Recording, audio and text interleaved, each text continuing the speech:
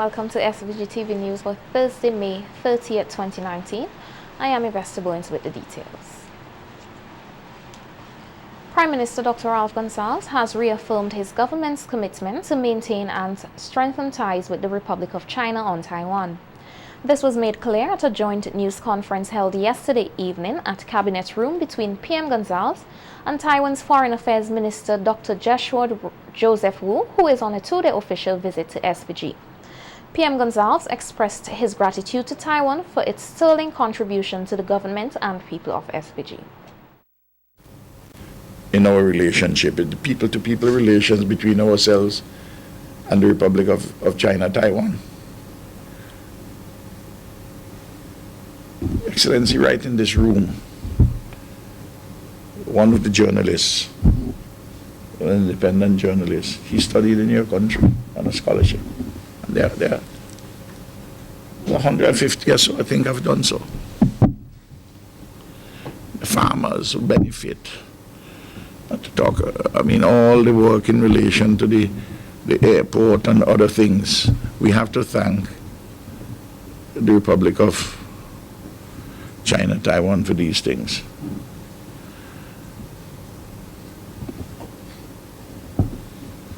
We are not the ones responsible for a one China policy. This is the first trip to SVG by Taiwan's Foreign Affairs Minister. He highlighted the many benefits that Taiwan has to offer, particularly in higher education. One thing that we are always very proud of in working together with St. Vincent and Grenadines is to provide Taiwan scholarships for the bright young people in this country for higher education in Taiwan. And we are also very proud to be able to work together with your country to provide opportunities for capacity building, train young men in St. Vincent and Grenadines for particular type of job skills. So when they come back to the country, they can be a very productive member of the society. So we have been trying to work together with St. Vincent and Grenadines for all these years. And we have the full intention to intensify all kinds of cooperation opportunities with each other. Dr. Joseph Wu said Taiwan's leader, who is the country's first female president, is expected to visit SVG, and Prime Minister Gonsalves said he too is also planning a trip to Taiwan. Also at the news conference, Prime Minister Gonsalves told the Taiwanese Foreign Affairs Minister of the opposition's plans to sever ties with Taiwan if voted into office. And I'm not telling tales out of schools until the opposition in this country declared that if the people elect them the next time, they're going to break relations with you and they're going to establish relations with the People's Republic of China. I have to be honest and tell you, you knew they had said that.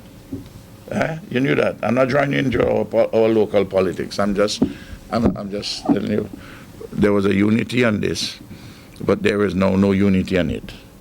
Well, the people of St. Vincent and Grenadines will decide how they view this matter, because that would certainly be a question which they would have to answer in a democratic election, whether they want to break relations with you or whether these relations, which have been very good with us.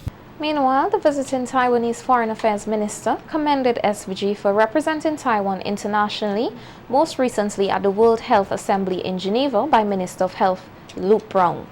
Dr. Joseph Wu noted that the minister is now a rock star in Taiwan. As you are quite aware of, Taiwan has been squeezed out of many international fora. And we have difficulties in participating in international organizations. And St. Vincent and Grenadines have always been very vocal in supporting Taiwan's international participation. Just a couple of weeks ago, when we tried once again to participate in the World Health Assembly, but we haven't been able to. But the health minister of your great country have spoken in a very high volume And I can tell you that your health minister now is a rock star in Taiwan because he has spoken so eloquently in helping Taiwan's international participation. And it's not just me, Minister of Foreign Affairs, speaking of our appreciation to your help of our international participation. And it's not just Taiwan's government appreciate your support. It's the people of Taiwan. We were touched by your staunch support of Taiwan's international participation. The Foreign Affairs Minister was expected to present a check of US $300,000 to Prime Minister Dr. Ralph Gonsalves to assist with SVG's developmental plans. The Eastern Caribbean Central Bank is setting the ambitious target of becoming a carbon-neutral institution by 2022, as well as to work with various banking institutions across the currency union to build capacity in the area of disaster risk management. This was announced by the central bank's governor Timothy Antoine at the launch of the new polymer notes, which will be used in all member states of the currency union. Antoine said the central bank is not immune to the effect of climatic events, which can disrupt operations, and that the bank is working on strategies to build resilience in this area. We rely on other countries, and many others. Now, as a central bank, first and foremost, we have been looking at ourselves and our disaster and business continuity plans to make sure that we are ready to absorb a hurricane if one comes. Of course, we hope they stay away, but we know they come at some point. And to be able to resume business in the shortest possible time. Don't forget, we are the custodian payment system. So if there's a disaster or there's imminent, let's say, hurricane watch or warning, there's a point in time when we have to close operations. And then, of course, we have to resume operations. And that has implication not just in St. Kitts, where the central bank headquarters is based, but through the entire currency union. So we take closures very seriously. Obviously, we minimize those. And then the key is to be able to resume in the shortest possible time, which means you have to be resilient. So at the central bank level, that's a work in progress, very focused on that. Antoine said the central bank has also been paying attention to the risk management regimes of various commercial banks in the currency union to ensure that they too build resilience against climate change and natural disasters. Since these are commercial banks, but we've been very clear that we have to improve our disaster business continuity plans in all our institutions. And as part of risk management and our on-site inspection and supervision of our licensees, we have been placing increased attention on the risk management regimes. And we pointed out in our inspections deficiencies that we found and areas that they need to improve to ensure that, for example, where is the server placed? It's on the ground floor, chances that there's a flood, it's going to get wet, it's going to be put out of commission. Where is particular security arrangement? Let's give simple examples to ensure that we as a system, financial system, central bank and commercial banks and licensees are more resilient. He said the central bank will begin using solar technology to reduce dependency on fossil fuels, noting that this is one way in which the regional institution can show its commitment to the Paris Climate Change Accord.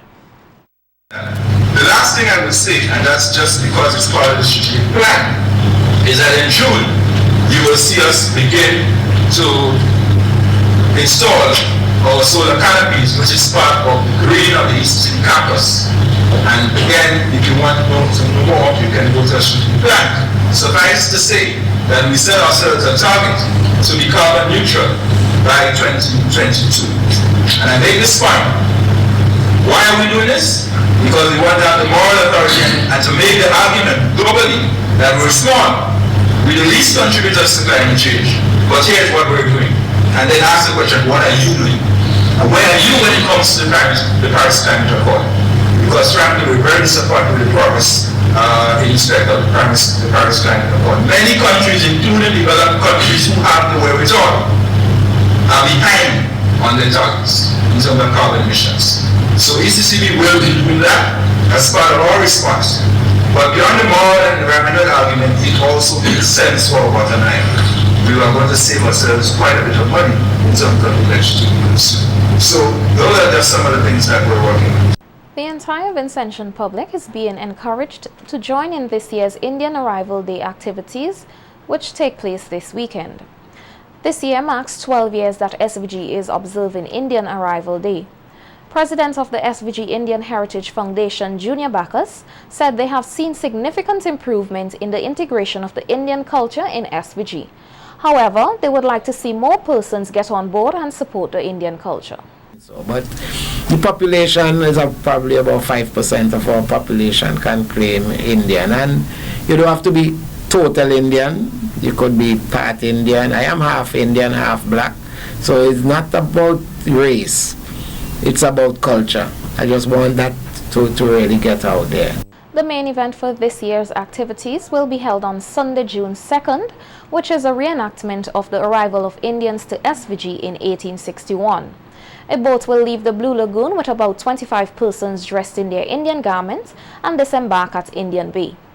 Bacchus said the event is both entertaining and educational, and all Vincentians should come out and give it their support. Government or the administrator of the day approached the British government, who was in charge of India, and they were able to get contract workers from India to come to this country.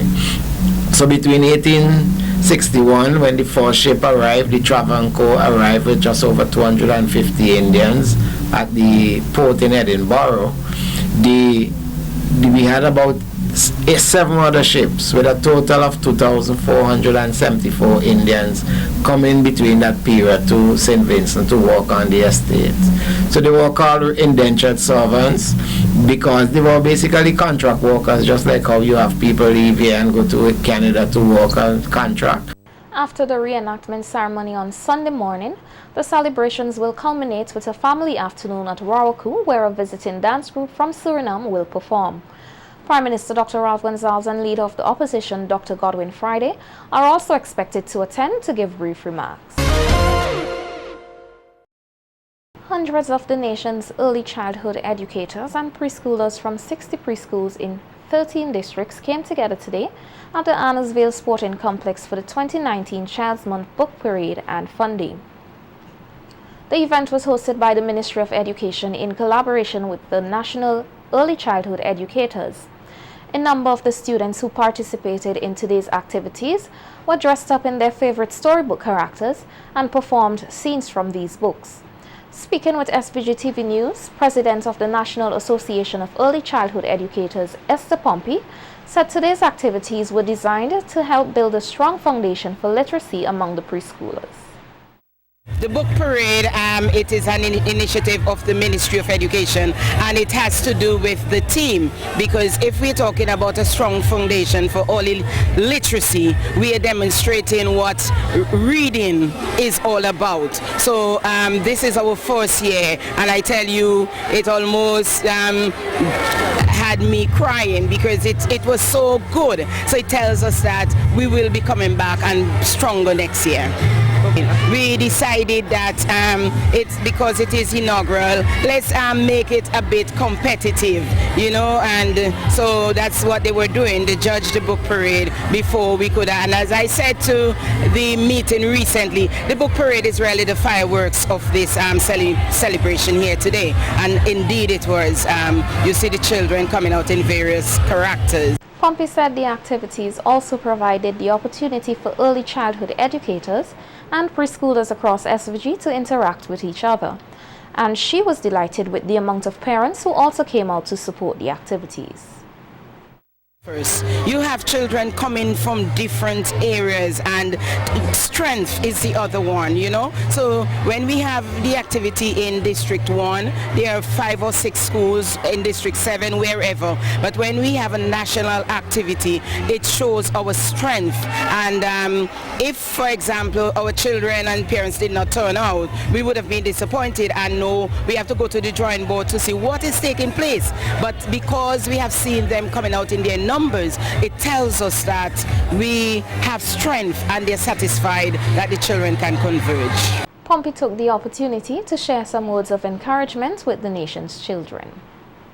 Analogy, and I said our parents are supposed to be the main architects. You know, they are the ones who should lay the foundation for us to build on, but we are the ones, once they make the plan, we are the ones who lay the foundation after the plan. And unfortunately, sometimes we have to change the plan because the plan does not conform to what we believe in. But parents are supposed to be very vigilant, and really they play a very important role, because, for example, in the private sector, if the parents don't come, we would not be paid, and that's one of the things we have to be thankful to them for. But added to that, where early literacy is concerned, they need to do more for their children as we put it in from the early childhood centers. Police are soliciting the assistance of the public with the investigations of 2 reports of burglary.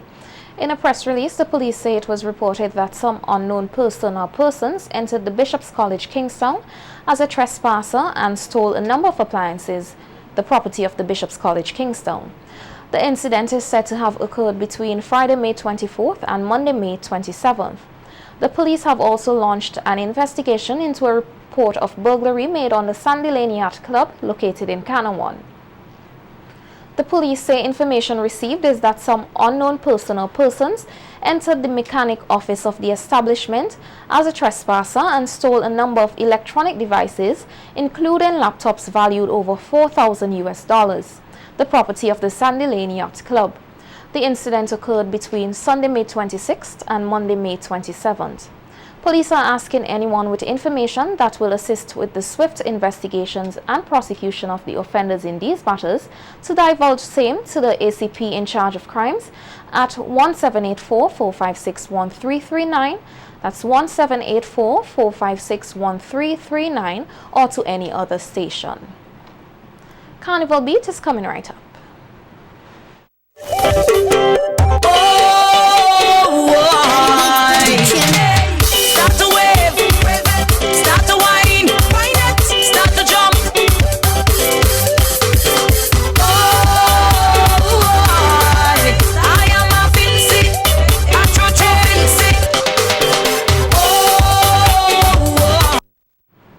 Welcome to Carnival Beat.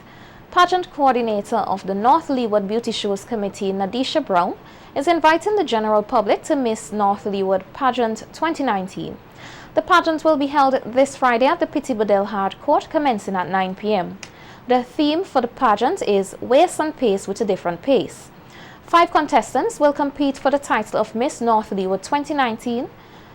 They are Ruth Seaton, Miss Spring Village; Ronika Samuel, Miss Rose Hall; Makisha Edwards, Miss Pitty Bedell; Andrea Delpesh, Miss Rosebank; and Kisa Dowers, Miss Cumberland.